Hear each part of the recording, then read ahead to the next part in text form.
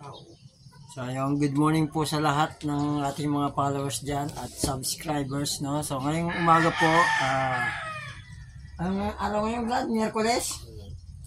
Miyerkules, wala po kaming pasok. So nga muna tayo, nga po muna tayo ngayong araw. So antay tayo. Ito po yung barracks kagabi na pinakita ko, brand out. Pero ngayon may jilaw na. Diba? So ayun, nandito po tayo ngayong araw sa farm habang nag-aantay-antay ng gagawain. Libot-libot tayo. Farm po tawag dito kasi maraming manok. Ewan ko kung ngayon ang dahilan.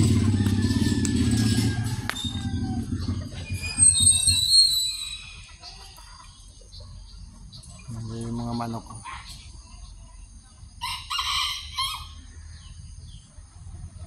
Bulacan po itong lugar na ito, Bulacan.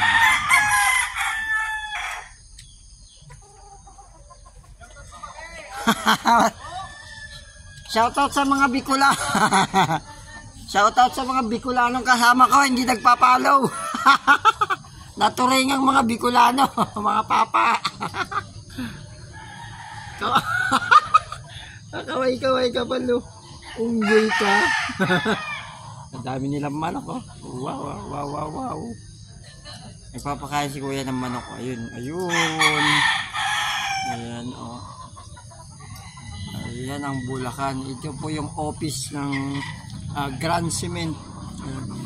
Kung saan kami nagtatrabaho. Barracks po to, barracks sa mga tao. Saka office na rin.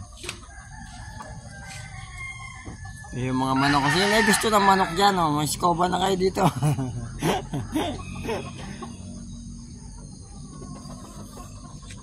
Dami pa rin mga kanya-kanya.